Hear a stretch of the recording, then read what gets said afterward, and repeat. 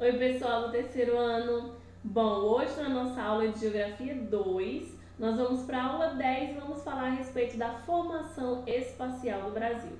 Na aula anterior, a gente falou um pouco sobre essa questão da formação territorial, dos tratados e dos limites que foram estabelecidos até o Brasil ter a atual configuração. Hoje a gente vai falar que essa formação espacial do Brasil, consequentemente o nosso mapa, o nosso delinear, as nossas fronteiras, desenvolver e tem uma íntima relação principalmente com o ciclo econômico do século, ok? Bora lá?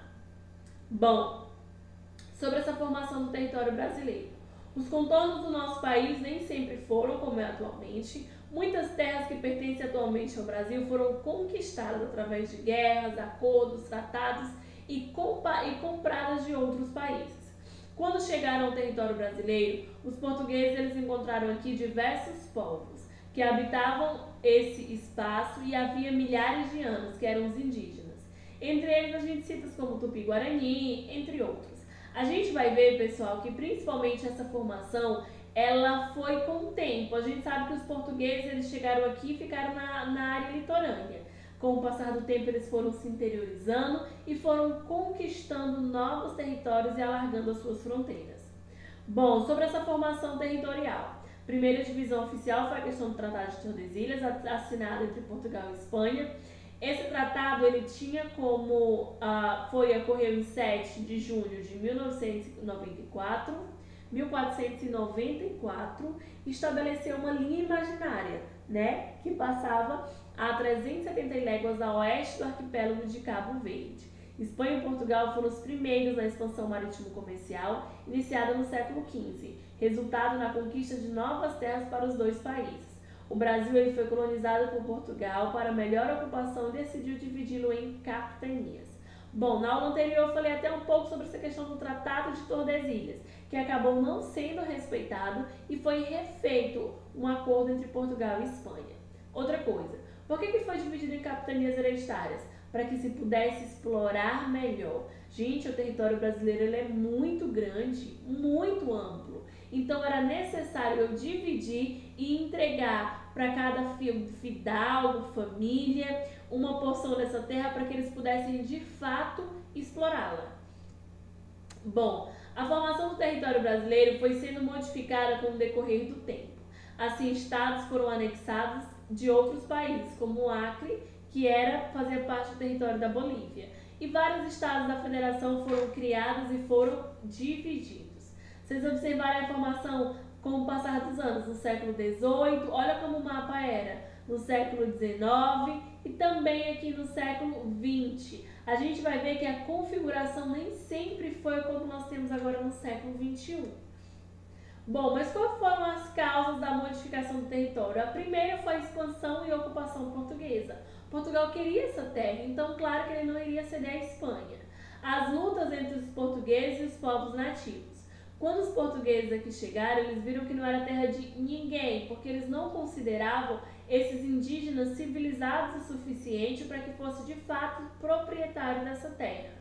Houve a disputa pela terra com invasores. A gente sabe que os holandeses ocuparam Pernambuco e passaram mais de 30 anos, cujo Brasil quase perde Pernambuco. E também a busca por riquezas, os ciclos econômicos fizeram com que ao longo do tempo o nosso território ele fosse moldado e mudado. Bom, os principais ciclos que nós conhecemos é o pau-brasil, cana-de-açúcar, mineração, cafeicultura, borracha, algodão e pecuária.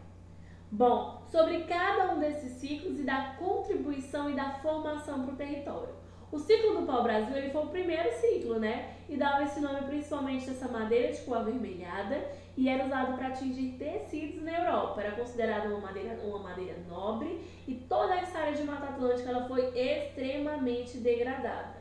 E acabou que não estimulou a ocupação do território. Ou seja, como os portugueses conheciam poucos e aqui tinham muitos habitantes, os indígenas, acabou não incentivando eles, porque eles queriam de fato encontrar inicialmente ouro.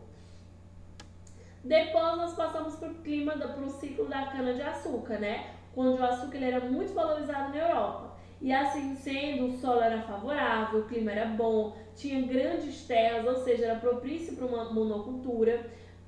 para um grande latifundiário trabalho escravo. Ou seja, esse ciclo foi um dos que mais degradaram, principalmente a Mata Atlântica, devido a cortar essas árvores para preparar o solo para essa produção acentuada de açúcar. Bom, Portugal investiu na colônia, né, fixando território e construindo esses engenhos. Os portugueses recebiam incentivo do rei, como títulos e honorários, além de não pagarem pelas terras que eram tomadas dos índios, ou seja, havia um incentivo muito grande para que os portugueses de fato ocupassem essa colônia. E assim eles adotaram o trabalho mais tarde, o trabalho de escravos africanos. Bom, outro ciclo que foi moldando, torneando, mostrando como estamos atualmente é a questão da mineração, que ocorreu principalmente na região sudeste e no centro-oeste do Brasil. O trabalho era escravo e forçado e favoreceu a ocupação do interior do Brasil, onde toneladas de ouro eram levadas a Portugal, ok? E um dos últimos ciclos que nós tivemos foi o do cafeicultura, que localizou-se principalmente nessa região de São Paulo. O solo era bastante favorável, que é chamado solo de terra roxa, e tinha formações econômicas, sociais e políticas no Brasil. Havia a questão da imigração europeia, precisávamos de mão de obra refinada. Então esses italianos eles migraram rapidamente para cá. Começou a surgir os barões do café, acúmulo de capital, expansão dessa malha ferroviária, enfim. E na região norte, paralelamente, a gente vai vivenciar o ciclo da borracha. Essa borracha ela foi extremamente explorada e, através desse ciclo e do número de pessoas que mudaram para lá, houve a anexação do estado do Acre, que pertencia aos bolivianos. Bom, outra área também, principalmente o Nordeste, surgiu lavouras de algodão, onde produziam matéria-prima para pequenas manufaturas, tecidos, linhas, fios, enfim. Nós temos também a questão da pecuária, que favoreceu a interiorização, principalmente esse europeu que vivia às margens, que vivia principalmente nessa área litorânea, ele começou a se interiorizar por causa do gado. Antes de nós finalizarmos, outro ciclo também que eu nem coloquei, que nem outro ciclo, mas o início da questão da Revolução Industrial. A gente sabe que após esse período do café, essas indústrias elas foram essenciais para trazer o crescimento, o desenvolvimento e a estrutura atual da formação brasileira, ok? Qualquer dúvida eu estou à disposição. Até a próxima aula.